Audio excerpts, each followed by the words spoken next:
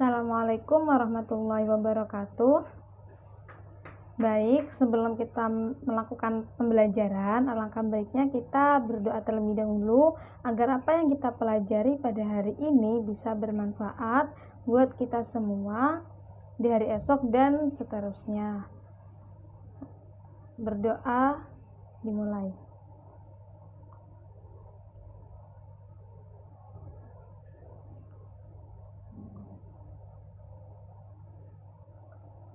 Alhamdulillah, kita masih diberi kesempatan untuk melakukan pembelajaran.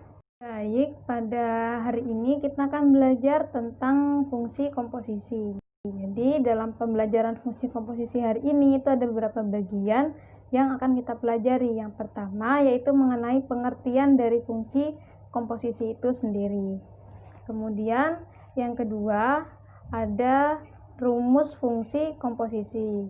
Kemudian yang ketiga dilanjutkan dengan sifat-sifat fungsi komposisi, dan yang keempat yaitu contoh soal tentang fungsi komposisi agar teman-teman lebih memahami bagaimanakah fungsi komposisi itu dan seperti apa dan operasinya seperti apa. Itu nanti kita akan memberi contoh soal di situ.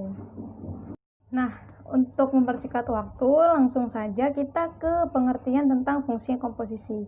Jadi, seperti yang sudah ada di PPT di atas, fungsi komposisi merupakan suatu penggabungan dari operasi pada dua jenis fungsi. Ada fungsi fx dan fungsi gx, sampai bisa menghasilkan sebuah fungsi baru.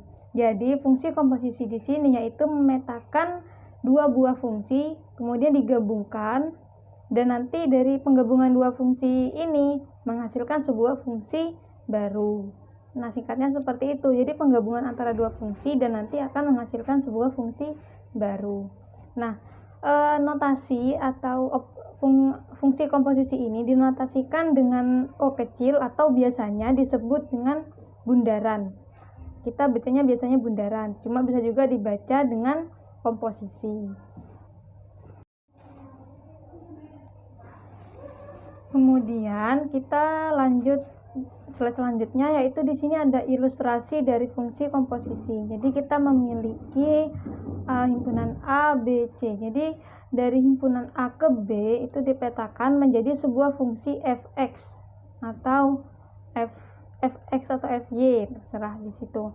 Nah, kemudian dari B ke C itu menjadi sebuah fungsi gx atau gy, seperti itu. Nah, dari fungsi A ke fungsi C itu merupakan sebuah fungsi komposisi. Nah, karena di sini sebuah fx masuk ke fungsi gx, maka disebut dengan fungsi komposisi G bundaran F, seperti itu. Nah, dari ilustrasi ini mudah-mudahan bisa dipahami. Jadi, fungsi komposisi itu menggabungkan dua buah fungsi dan menghasilkan sebuah fungsi baru. Nah, kemudian kita lanjut lagi setelah ada ilustrasi. Di sini kita akan belajar tentang rumus-rumus fungsi komposisi. Nah, sebenarnya ada 3 rumus. Nah, di sini saya jelaskan satu-satu. Jadi, fungsi yang pertama yaitu fungsi komposisi F bundaran G. Jadi, maksud dari F bundaran G di sini, fungsi gx ini kita masukkan ke fungsi fx-nya. Kemudian untuk yang kedua yaitu G bundaran fx. Nah, yaitu kita memasukkan fungsi fx ke dalam fungsi gx. Nah, fungsi komposisi ini tidak hanya menggabungkan dua fungsi, bisa juga menggabungkan 3 fungsi. Seperti yang pada rumus fungsi ketiga, yaitu di mana ada fungsi hx.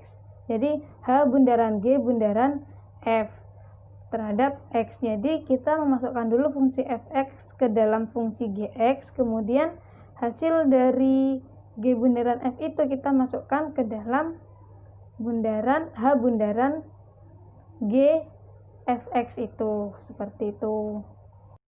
Baik, untuk lebih memahami rumus fungsi komposisi, kita lihat contoh soal berikut ini.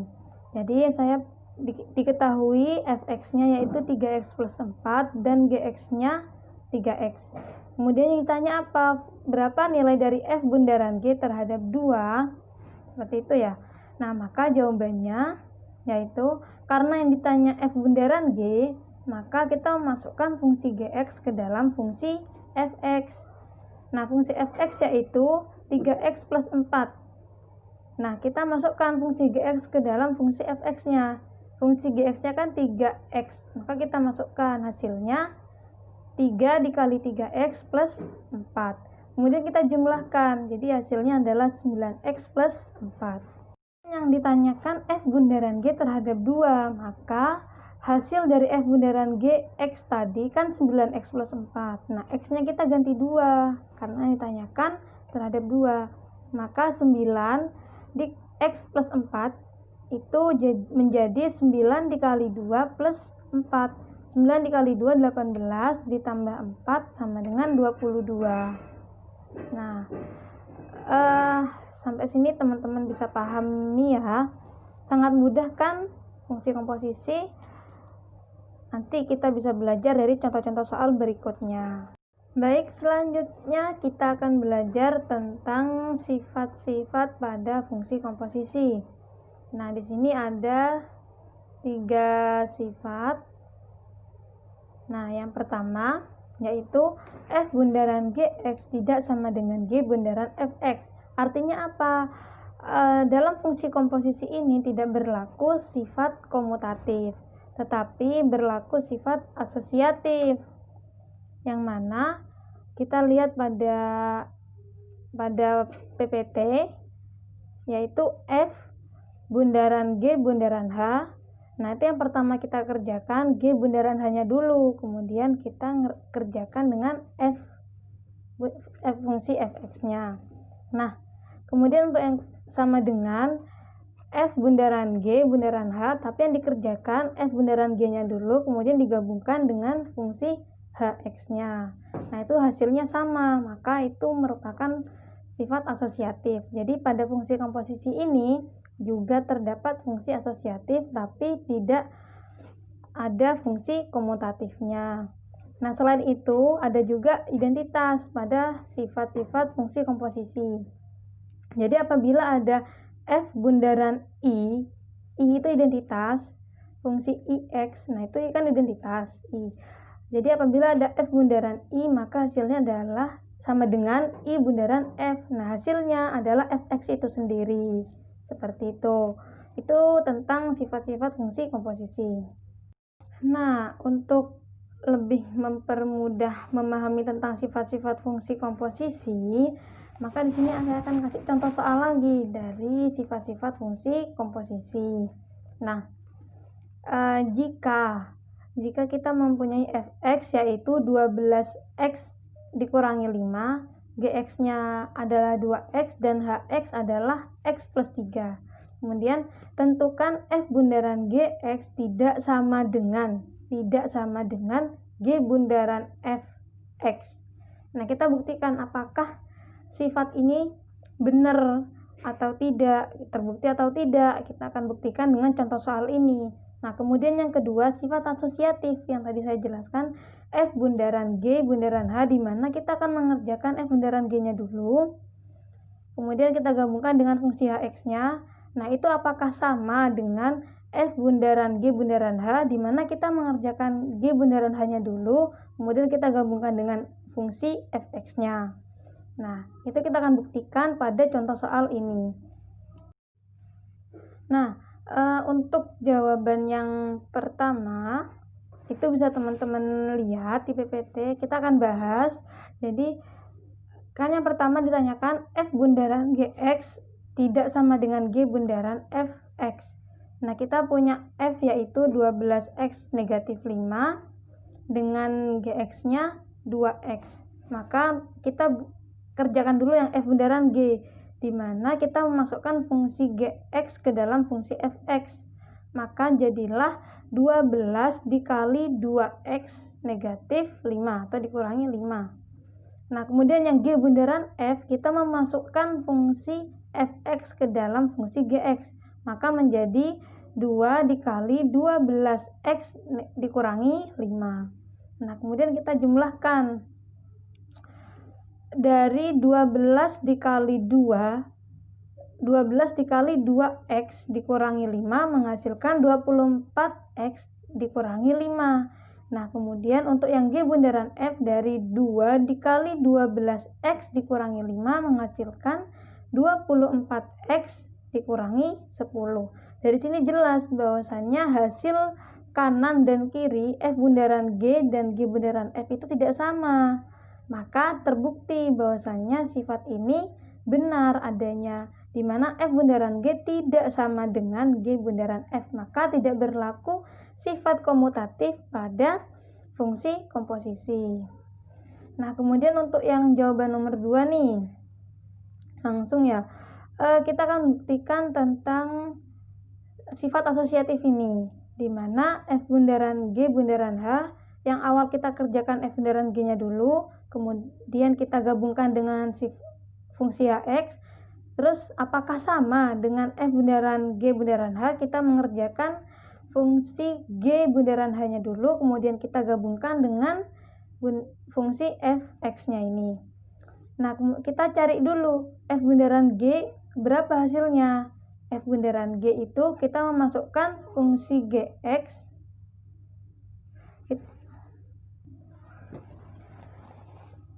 F bundaran G itu kita memasukkan fungsi Gx ke dalam fungsi Fx, maka menjadi 12 dikali 2x dikurangi 5, maka hasilnya adalah 24x dikurangi 5. Nah, kemudian setelah itu kita cari juga G bundaran H-nya. G bundaran H yaitu kita memasukkan fungsi Hx ke dalam fungsi Gx, maka menjadi 2 dikali x plus 3 atau x ditambah 3. 2 dikali x ditambah 3 hasilnya adalah 2x ditambah 6, ya kan? Nah, kemudian kita buktikan sifat asosiatif ini seperti yang ada di PowerPoint di atas. Nah, seperti ini. Nah, jadi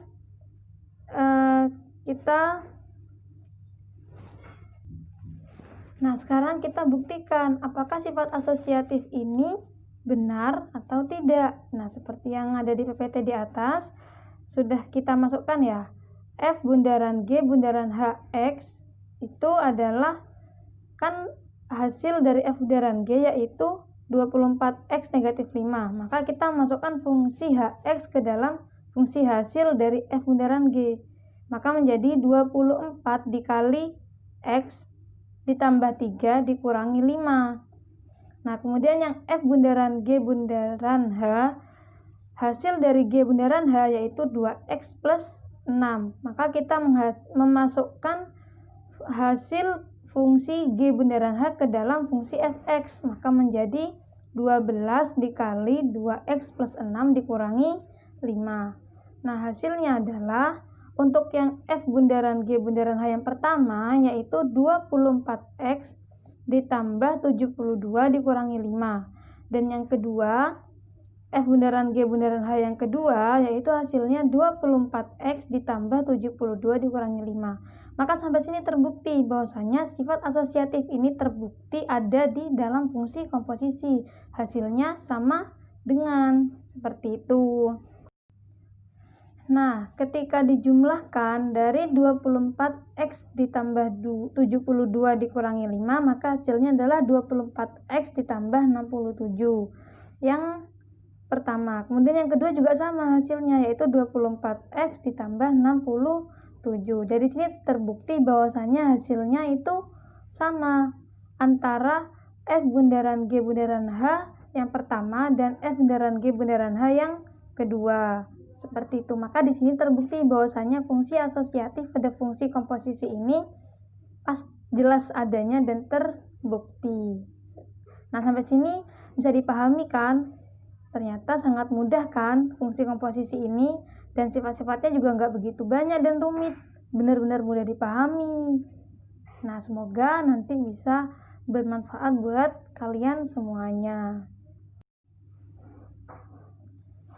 Nah, sampai sini selesai juga pembelajaran kita hari ini tentang fungsi komposisi. Semoga bermanfaat buat kalian semua.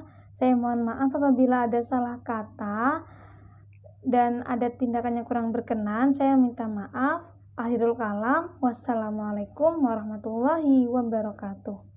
Jangan lupa setelah pembelajaran selesai kita berdoa juga agar ilmu yang kita pelajari hari ini bisa bermanfaat buat kita.